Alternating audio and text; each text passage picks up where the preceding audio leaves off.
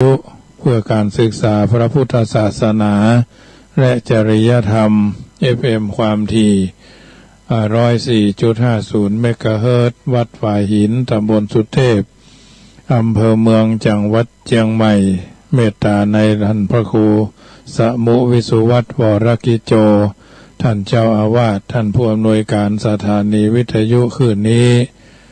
วันนี้พระกันก็เป็นเมื่อค่ำยามแรงของวันพฤหัสบดีที่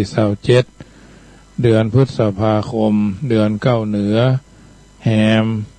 คาลปัก1 ค่ำแหม1 ค่ำเดือนเก้าฟ้าตรีแสงเศษ5เว้นวันเก้ากองเหมาะแก่การทำมังกละโดยใดๆทั้งสิ้นวันนี้ช่วง5 โมงถึง6 โมงก็บ่ได้จัดรายการฝนมาญาติโยมสาธุชนทั้งหลาย6 โมงก็มาอยู่มาเยอะเลยนะฟ้ากระลุ่มตึงตั้งเต้นเลิกผ้ามดเอาคุมโต๊ะคุมเตียงที่เอาไว้หน้าห้องน้ำใหม่บังเบ่งญาติโยมถาดบะม่วงจะพบผิวนะถาดบะม่วงกวนจะพบผิวใบปะเป้าแห้งก็หล่นลุกละโลละนะเนี่ยมัน4-5 โมงนะมันเอาละมันถึงวันญาติโยมก็มันเป็นเรื่องที่น่าคิดว่าช่วงถ้าเฮาตากบะม่วงแห้งตากบะม่วงแผ่นมันก็มานะเอาเริ่มตากบะม่วงแผ่นเอาละมาละขับมาแรงมาถึงวันนี้นี่หนักหน่อยหนักมากๆนะ5 โมงก็บ่ได้จัดรายการ6 โมงก็ไลน์บอกคือดีเจนัดดีนาวเรดิโอว่าถ้าออกไปก็เป็นบลึงตึงตั้งก็เลยปิดเครื่องให้กำก่อนกลับมาเปิดเมื่อเนี่ย10 นาทีเนี่ยถ้าหากว่ายังบ่หยุดก็คงจำได้ออกกับเดือนนี้มันซาก็ฝนโปรยบ่ได้ฟ้าก็ยังกระลึ่งอยู่เนอะคืนนี้ยังแควนน้อยนะดีกว่าหลายคืนที่ผ่านมาเพราะว่าน้ำเลอะเลิ่นนะอันนี้ก็ถือว่าได้รับน้ำฝนอย่างชุ่มฉ่ำนะวันพุธนี้เพิ่นว่าถึงวันพุธนะพายุฝนโปรยปลายหน้าหนาวหน้าฝนเนาะอันนี้ก็คือเรื่องฟ้าเรื่องฝนแถมข่าวหนึ่งก็ขอแจ้งให้ญาติโยมทราบว่าน้องวัวน้องควายที่อยู่ที่วัดชังกำตั้งแต่ปลายปี61 62 63นะมาถึง64จำนวนถ้าบ่ได้เอาไปให้คนใดคนหนึ่งก็จะอยู่ประมาณ60 กว่าตัวเนาะ63 ตัว64 ตัวเนาะบัดนี้ก็ได้กระจายไปหลายที่หลายทางได้ถึงตายลงพ่องเนาะเสี่ยงอายุของมันไปพ่องบัดนี้วันนี้เป็นชุดสุดท้ายก็ได้เอาไปมอบเพื่อทางเรือนจำจังหวัดลำพูนท่านผบ.และก็เจ้าหน้าที่คุณโยมพิเชษฐ์กันทายางเนาะผู้อำนวยการศูนย์ฝึกพัฒนาอาชีพของผู้ต้องขังในเรือนจำจังหวัดลำพูนแต่มีที่ระหูโทษคือที่ส่วนของวัดศรีเมืองยูนะบ้านศรีเมืองยูเพิ่นก็ห้าไปอยู่ตรงนั้น4 ตัวนะวันนี้เอาไปฮื้อแถม2ก็เป็น4 ตัวควายแม่งัวปูตัว1ควายแม่งัวปู1 ตัวงัวแม่2 ตัวควายแม่1 ตัวก็อยู่ตรงนั้น4 ตัวก็ถือว่าได้เอาไปไว้ตรงนั้นเพื่อเป็นกรณีศึกษาตามนโยบายของท่านผู้บัญชาการเรือนจำลำพูนเพิ่นก็มีนโยบายว่าใครยืมบอกว่าบ่ต้องยืมเอามอบไว้ตรงนั้นแหละตายก็ฟังเงี้ยเนาะเขาตึ้มฆ่าเขาตึ้มขายอันนี้ในฐานะที่เขาเป็นผู้ที่ได้มาใช้ชีวิตทุ่งนาแห่งนี้นะที่เป็นห้องเพลงกันนะเขาก็ถือว่าได้ทำหน้าที่ดูแลแม้บางทีบางครั้งญาติโยมบางท่านบ่เข้าใจว่ามันใช่ภาระมันใช่หน้าที่แม้กระทั่งท่านปศุสัตว์จังหวัดลำพูนก็เคยมาว่าอาตมาภาพก็ให้ฟังว่าเป็นอย่างอี้บ่ได้อันตั้งใจที่จะไปเสาะซื้อเอามาตรงนั้นตรงนี้เพราะเพิ่นเอามาถวายมันเป็นช่วงแห่งบุญญบารมีช่วงนั้นก็ได้สตางค์เกือบ3 ล้านเนาะ3 ล้านก็เอามาจัดซื้อตรงนั้นตรงนี้ให้ญาติโยมได้ทราบที่ได้บ่มรำบุมกันมาได้จัดการเรื่องตรงนั้นตรงนี้ให้ทราบเป็นที่ระยะเรื่องที่นั้นก็ได้คืนเพิ่นไปเพราะว่าเพิ่นจะเอาเงินจำนวน1 ล้านก่อนล่วงหน้า เฮาก็บ่ได้สามารถบ่มีความสามารถที่จะจัดหามาได้ตรงนั้นได้ก็เลยต้องเอาคืนเพิ่นไปเพิ่นก็เอามารวบรวมคืนมาเป็นค่ามัดจำเฮาถมแล้วถมนั่นตรงนั้นตรงนี้คือเรียบร้อยเมื่อวันที่9 มกราที่ผ่านมาวันนี้ทุกอย่างก็บริบูรณ์ไปตามนั้นปัจจัยทุกบาททุกสตางค์ที่เอามาใช้จ่ายในการบริหารดูแลน้องวัวน้องควายนั่นก็ผ่านไปด้วยดีปัจจัยได้ญาติโยมที่เอามาร่วมทำบุญกันนั้นมีอยู่ได้จำนวน200,000 กว่าบาทที่เอาจากบริหารกิจการตรงนั้นตรงนี้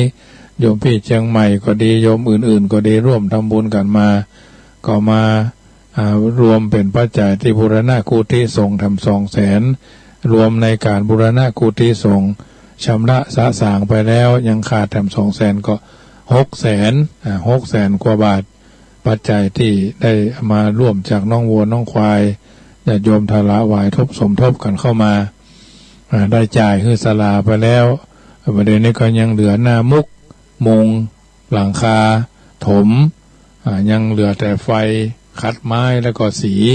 แหม3-4 รายการก็ประมาณสัก200,000นี่ก็คงจะบริบูรณ์ไปตามนั้นแต่ทั้งนี้ทั้งนั้นประเดี๋ยวนี้ถ้าหากว่าทาสีแล้วติดไฟแล้วคัดไม้พื้นเรียบร้อยแล้วก็คงจะเข้าอยู่ได้เพราะว่าธรรมาภาพก็รอศาลาไม้เข้ามาศาลาสีเข้ามาศาลาไฟเข้ามาก็คงจะอยู่กันไปก่อนเพราะว่ามันโป้นฝนไปละนะมันโป้นฝนไปแล้วทางนี้ทางนั้นก็ถือว่าได้รับเมตตาจากญาติโยมด้วยดีตลอดมาก็ถือว่าเป็นส่วนหนึ่งปัจจัยลาภดีใจภูมิใจที่ญาติโยมในทิศทั้ง4ร่วมกันเป็นเจ้าภาพตรงนั้นนิดตรงนี้หน่อยยังเหลือแถมเจ้าป้านลมหรือนาคตันแถมประมาณป้านลมหรือใบละกานี่แถม20 ตัวละ 4,500 ก็จะสัจจะอธิษฐานสวดมนต์สวดพรเอาเนาะก็คงจะมีสักวันคงสำเร็จเพราะเราจะได้ชำระสาสางกันประมาณวันที่23 ตุลาเนาะศาลาหรือช่างเพิ่นก็จะเริ่มทำนะก่อนวันที่23 ตุลาทุกอย่างก็คงจะใส่บริบูรณ์สมบูรณ์เนาะญาติโยมที่เป็นเจ้าภาพมาร่วมขินร่วมทานกันตัวแล้วก็ป้านลมหรือใบละกานี่20 ตัวละ 4,500 นาคตันหรือคันถวยยังมีเจ้าภาพด้วยแถม20 ตัวมันมี28 ตัวละ 3,500 ท่านก็เอา 3,500 ไปคูณ20 ตัวเนาะเอา 4,500 ไปคูณ20 ตัวแล้วก็กระดิ่งทำ89เนาะ89 ตัว89 แกนกระดิ่ง89 แกนละ500หรือ499นั่นแหละอันนี้ก็เป็นส่วนหนึ่งที่ประชาสัมพันธ์ให้ญาติโยมร่วมกันทำบุญกันตามเจตนาทางนี้ทางนั้นก็คงจะเป็นสายทานศรัทธาจากญาติโยมนะ500ก็เอาไปคูณ89 แกนนะก็จะเหลือเท่านั้นแหละนอกนั้นญาติโยมก็หอมกันมารวบรวมเอาไว้ส่วนหนึ่งถึงเวลาก็ชำระสาสางกาฟ้าจ่อฟ้ากาพันลมใบละกานาคตันคันถวยกระดิ่งไปตามนั้นอันนี้เป็นส่วนหนึ่งที่นำมาอู้เอิญเจริญพรให้ญาติโยมได้ทราบว่ามีโอกาสมีจังหวะครบรอบวันเกิดครบรอบวันตายครบรอบวันสำคัญธรรมดาธรรมาภาพก็ได้ตั้งกัลยาณจิตว่าเขาคิดดีการทำดีมันถึงทำยากการสัจจะอธิษฐานก็ถึงทำยากก็ถือว่าเป็นส่วนหนึ่งเอาบุญบารมีสวดเช้าสวดกลางวันสวดเย็นเอาอาศัยธรรมะที่ญาติโยมได้ฟังทุกๆวันทุกๆเจ้าทุกๆแรงอย่างวันพุธนี้ก็8 โมงถึง 9 โมงเนาะเมื่อแรง104นี่บ่มีรายการอื่นเข้ามาก็ได้ทำหน้าที่ของพระเผยแผ่ธรรมด้วยดีมาตลอดของบางอย่างมันอาศัยบารมีบางท่านก็แนะนำไปขอความร่วมมือคนนั้นคนนี้นะอาตมาภาพมีตั้งกัลยาณจิตว่าถ้าบัดใจญาติบัดใจภาวนาไว้ก็บ่กล้าจะไปขอเกิดญาติโยมบอกว่าทุกเจ้านี่ต้องมีสั่งบอนอยู่อย่างหนึ่งว่าสมมติว่าโยมคุณโยมกอเพิ่นบอกว่าท่านมหามีกิจการอันใดจะให้ข้าเจ้ากับผมดิฉันช่วยก็จะได้ช่วยกันเนื้อตามนั้นตามนี้อันนี้ก็จะไปบอกแต่ถ้าท่านบัดได้ว่าอย่างมานี่ทุกเจ้าคือมันมีความมีหิริเนาะ มีความละอายอย่าน้อยหนึ่งจึงจะดีไม่ใช่ว่าขอตะพุตตะพือโยมแม่โยมพ่ออย่างนั้นแต่ประชาสัมพันธ์นี่เป็นเรื่องธรรมดานะบางทีบางครั้งนี่ก็เป็นเรื่องธรรมดาอย่างบางท่านทำบุญอย่างหลวงพ่อวัดวังสิงห์คำเปิ่นก็ประชาสัมพันธ์ว่าวัดทางสิงห์คำทำหั่นทำนี่ถ้าเปิ่นมีศรัทธาแก่กล้าเปิ่นก็ไปทำบุญกันบางท่านทำบุญทุกวัดทำตามเจตนาบางท่านต้องการฟังรายชื่อรายนามประกาศรายชื่อรายนามถ้ามีชื่อมีนามก็ถือว่ายังติดในชื่อในเสียงเนาะหลวงพ่อปัญญานันทภิกขุเพิ่นกล่าวเอาไว้ว่าสมัยเพิ่นยังหนุ่มแน่นเพราะว่าการทำบุญในทางพระพุทธศาสนาเวลาเฮาชื่อไปติดสมมติว่าไปติดละฆังชื่อเฮาติดละฆังมันมีเรื่องกล่าวเอาไว้ว่านิทานเพิ่นเฮาวันในชาดกว่าตัวเองได้ทำสร้างละฆังใหญ่ถวายวัดหนึ่งเพิ่นบ่ฮู้ว่าเพิ่นบ่ได้บอกว่าวัดตรงไหนวัดหนึ่งในทางพุทธศาสนานี้ชื่อแปะตัวพ่อใจตัวคุณพ่อตัวคุณแม่ตัวนามสกุลที่นี้เกิดถึงแก่กรรมตายไปมันได้ไปพุทธไปเกิดที่ไหนเลยเพราะอย่างเพราะชื่อมันบ่ก่อนมันบ่พุญาติโยมเอาชื่อไปติดโลหะทองเหลืองเนี่ยเมื่อใดมันจะทะลุเมื่อใดมันจะก่อนนะเมื่อใดมันจะแตกจะล้าวนะเขาจะเอามาหล่อใหม่เพราะฉะนั้นถ้าเอาใส่ปูนก็เขียนชื่อใส่เป็นน้ำมึกก็เป็นเคมีก็อันนี้มันลุดมันลุ่ยไปตามหรอกมันพุก่อนไปตามเวลาเขียนสีเขียนอย่างนี้มันก็ยังหมดอายุของมันนะแต่ทางนี้ทางนั้นท่านญาติโยมต้องคิดว่าบางคนนี่โอ้มีกระชื่อติดปลึบทึบทื่อคู่ที่คู่ตางแต่ถ้าไปใส่ทองเหลืองนี่อย่าวังมันต้องได้ไปเกิดมันก็จะเหมือนว่าไปไหนก็เฮ้ยไปเกิดเต้อกาโอ้เขายังไปได้เต้อเป็นจะได้ก็รอชื่อเฮาผู้เฮาก่อนเฮารักษาชื่อเฮาอยู่มันเป็นอย่างญาติโยมน่าคิดนะเพราะฉะนั้นน่าคิดทำบุญก็ใส่ชื่อใส่เสียงเฮียเป็นปากกาเป็นสีอันนี้มันหมดอายุเนาะอายุของมันอยู่ในเหมือนไม้เมยเนี่ยก็พุก่อนไปตามการเวลาเพราะฉะนั้นญาติมาภาพก็ได้รับสายทานศรัทธาจากญาติโยมมาเป็นเจ้าภาพจ่อฟ้าใบละกาพันลมนาคตานคันโถยกระดิ่งนี่ก็จะเขียนชื่อในเป็นนั้นอยู่ไว้ในกรอบเอาไว้ในข้อแขวนไว้หน้ากุฏิที่จะอยู่จำพรรษากันนี่แหละให้ญาติโยมได้ทราบเหมือนในวิหารก็เขียนไว้ในวิหารนะเพราะฉะนั้นธรรมาภาพก็ถือว่ามีความบริสุทธิ์ใจที่ได้ทำสิ่งเหล่านี้ศรัทธาบ้านอาตมาภาพมีบ้านพระบาทหมู่6บ้านป่ามุ่นหมู่7บ้านป่อหินหมู่9ทั้ง3บ้านนี่ก็บางท่านก็ฮับเป็นเจ้าภาพบางท่านก็บ่ได้ฮับเป็นเจ้าภาพเฮาก็บ่ว่ากันแล้วแต่เนาะศรัทธามีศรัทธาเพิ่นก็ทำบ่มีศรัทธาเพิ่นก็ทำคือโดยจริตเนี่ยคนเฮาถ้าเคยทำมันก็ตึงทำถ้าคนบ่เคยมันก็ตึงบ่เคยเฮาต้องไปอู้กันยากอย่างเฮาไปรับประทานอาหารบางท่านบักฮู้จักเลยหมูกระทะเป็นจะได้ห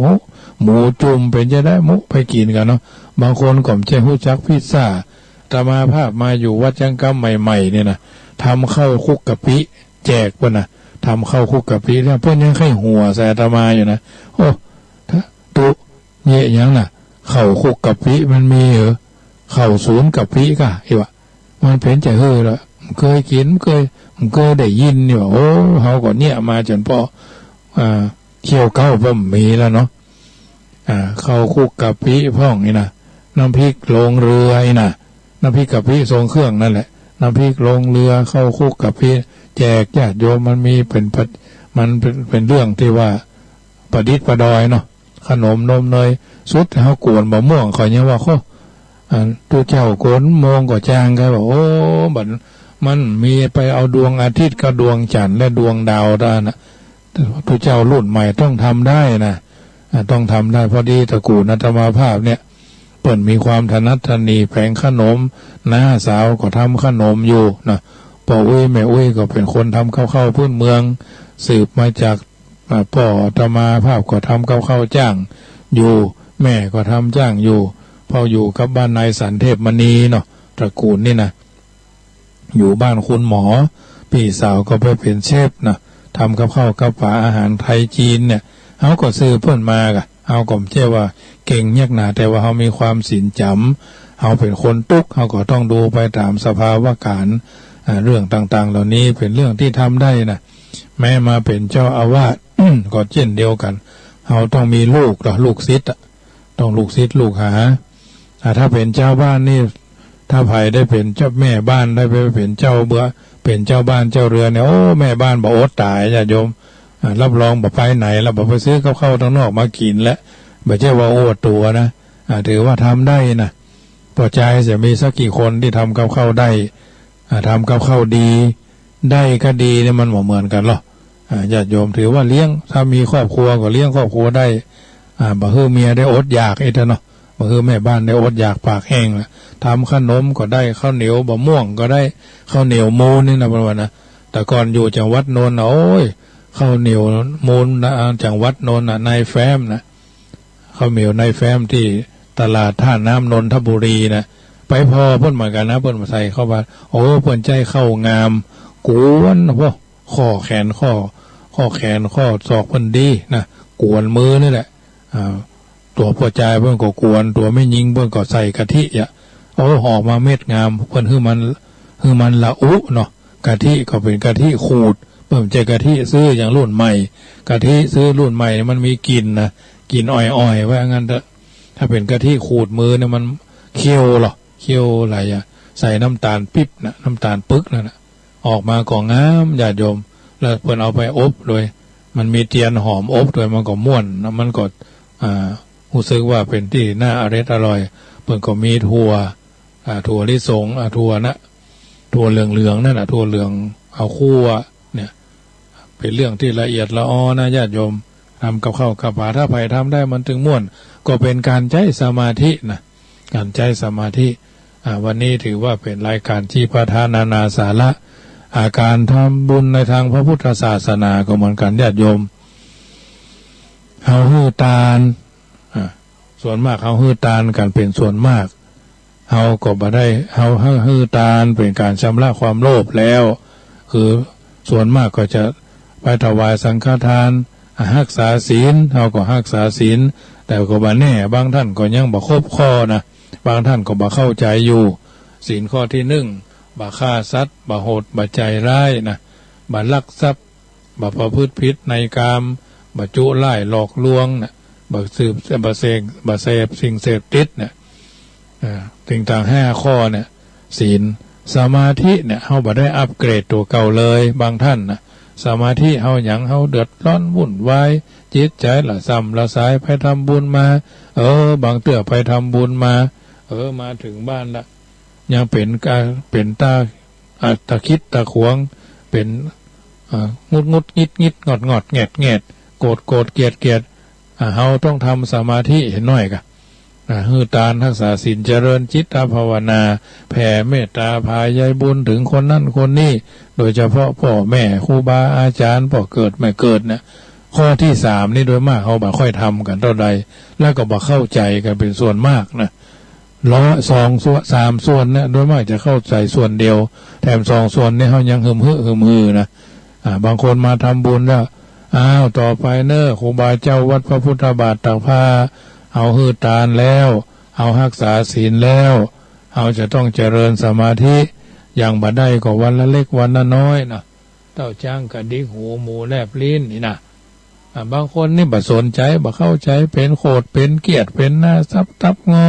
หันท่านก็บ่ดีหันท่านก็บ่หันนั่นก็บ่ได้อันนี้ก็บ่ดีนะจิตใจบ่สมถะบ่เรียบง่ายบ่ปลดปลงบ่ปลดปล่อยแล้วก็บ่ปล่อยวาง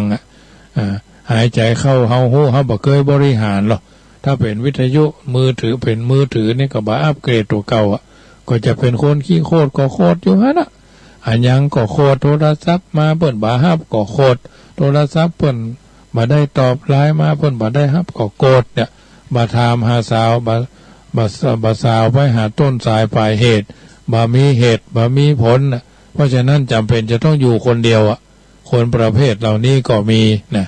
บางเทื่อบางครั้งบางโอกาสบางเวลาจะเป็นแบบนี้แหละเพราะเฮาบ่ได้อัปเกรดตัวเก่าเลยนะอาตมาภาพก่อนนี่ก็เป็นคนที่ว่า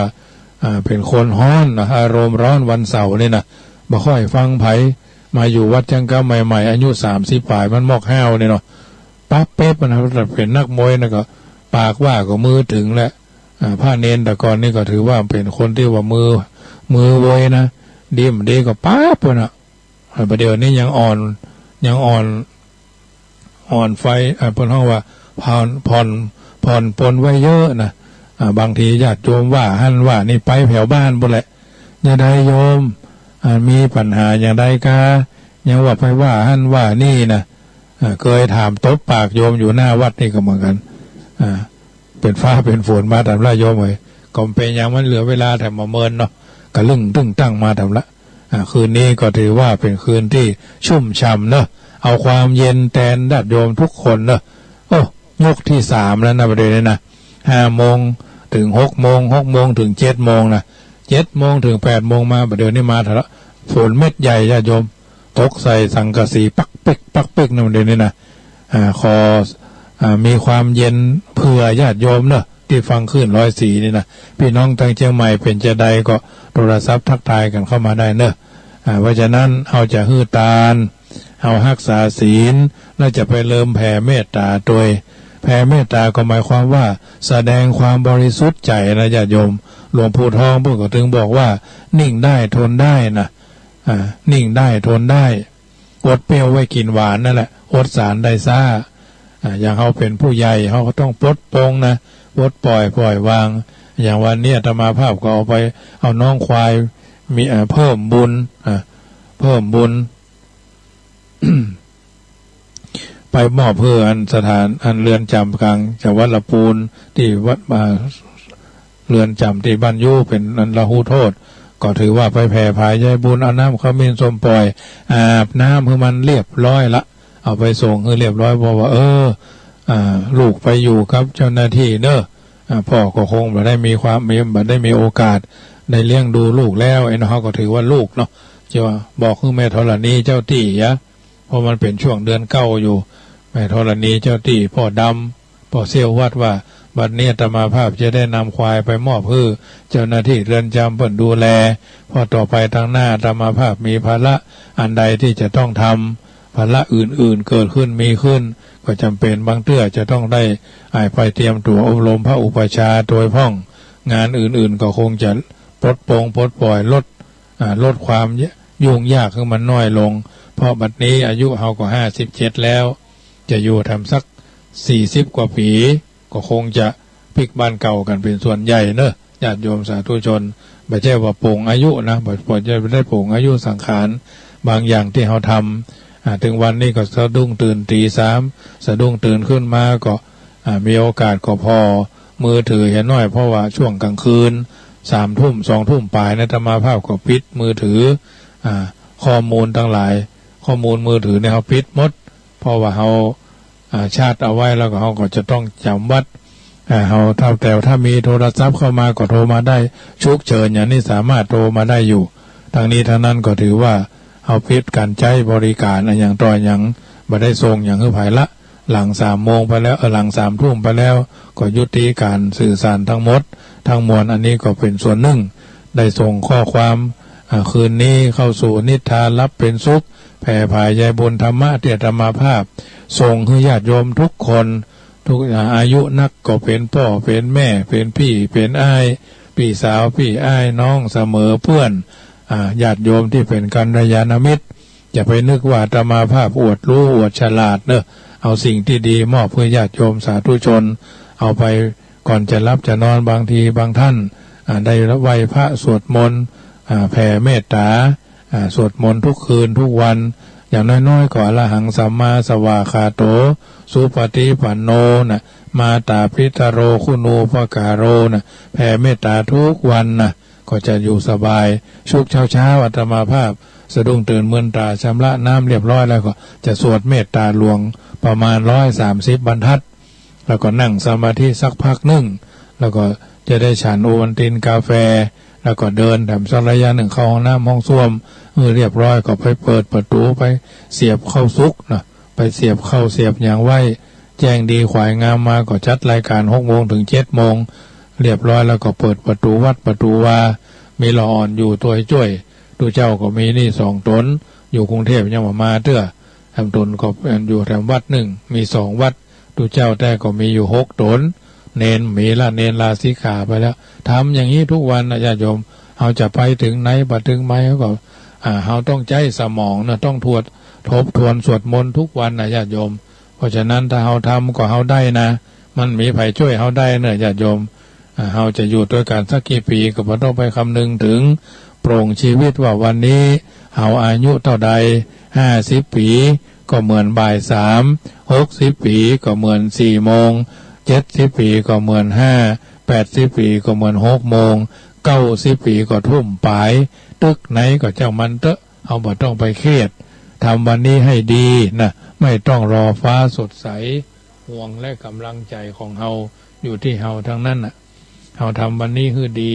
เฮาก็จะอยู่ที่ดีมีสุขกันทั่วหน้าก่อนรับก่อนนอนก่อนเข้าสู่นิทราก็พยายามทำสิ่งที่ดีที่งามนึกถึงบุญกุศลแต่ละวันที่บัณฑิตชนคนผู้รู้เพิ่นกล่าวเอาไว้ก่อนไกลเอามาเป็นบทเรียนชีวิตของแต่ละคนแต่ละท่านก่อนจะรับจะนอนก็ไหว้พระทุกวันอย่างน้อยๆก็มาไหว้ยาวก็ขอไหว้สั้นก็ยังดีเพราะฉะนั้นไหว้คุณรวมว่าทุกวันอย่างอาตมาภาพเคยนำญาติโยมคำไหว้คุณรวมเพิ่นก็บอกว่าพุทธมะอาอุนะโมพุทธายะนะกาลังทวาตสะมาตาคุนังสัพพะปาปังวินาสันตุโมกาลังเอกวิสติปิตาคุนังสัพพะปาปังวินาสันตุพุทธกาลังชะปัญญาสะพุทธคุนังสัพพะปาปังวินาสันตุทากาลังอัฏฐติงสะธรรมคุนังสัพพะปาปังวินาสันตุยะกาลังจตุทัสสะสังฆคุนังสัพพะปาปังวินาสันตุสาธุอิติปิโสภควาปิตาคุนังมาตาคุนังพุทธคุนังสัพพะธรรมคุนังสังฆคุนังอาจาริยคุนันจะอหังวันตามิศิลสาหมู่เฮาเหล่าเจ้าข้าขอน้อมขอไหว้ขอสักการะบูชาคุณพ่อ21คุณแม่12คุณแม่12คุณแม่โพธิ์ศพ39พระพุทธเจ้า56ธรรมเจ้า38พระสังฆเจ้า14คุณพระอาจารย์10คุณอัคระ33คุณอัสสวาสคุณปัสสวาสคุณพระเจ้าแก้ว3ประการคุณศีล5คุณศีล8คุณศีล10คุณศีล227คุณปัญญาญาณคุณพระโสดาสกิทากาพระอนาคาคุณพระอัฏฐอรหันตาคุณมัคคะภระ4พระนิพพาน1เป็นมัคคะภระ4เป็น8คุณพระนิพพาน1เป็น9คุณทานะปารมีศีลปารมีเนคขมะปารมีปัญญาปารมีวิริยะปารมีขันติปารมีอธิฐานปารมีเมตตาปารมีอุเบกขาปารมีตั้งคุณพระสัทธรรมเจ้าคุณพระมหาโมคคัลลานะเจ้าคุณพระบาทคุณพระอาสนะคุณพระมหาโมคคัลลานคุณพระมหาเถรคุณสามเณรคุณตรีนิสิงเห21คุณพระวิหาร84,000พระคำมขันธ์84,000หลังว่าอันเจริญพร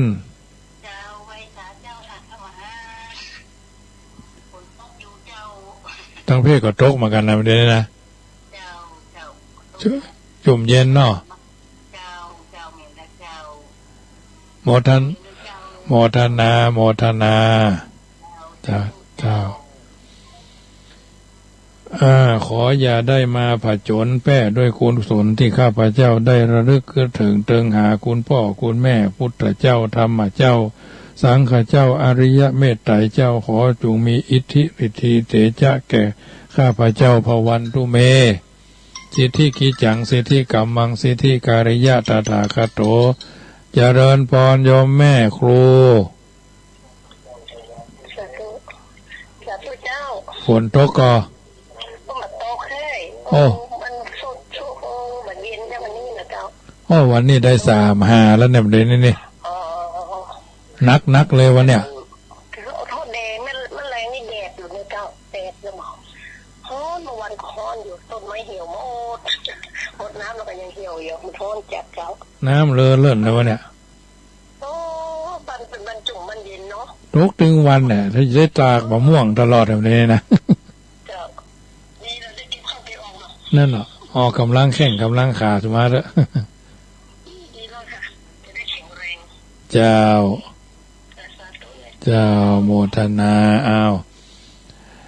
สิทธิกิจจังสิทธิกัมมังสิทธิการิยะตถาคโตสิทธิเตโชชโยนิจังสิทธิลาโภนิรันตรังพุทธสิทธิธรรมสิทธิสังฆสิทธิสัพพสิทธิภวันตุโวพุทโธโยแค้วคาดธัมโมโยแค้วคาดสังโฆโยแค้วคาดพระพุทธเจ้าย้ายบาทอิติปิโสภควาพุทโธบังซ้ายธัมโมบังขวาสังโฆบังกายาอรหังบังเกสาอรหังพุทโธนะโมพุทธายะค่ำคืนของวันนี้นำพาญาติโยมไหว้พระสวดมนต์แผ่เมตตาขอให้เข้าสู่นิทากันทั่วหน้า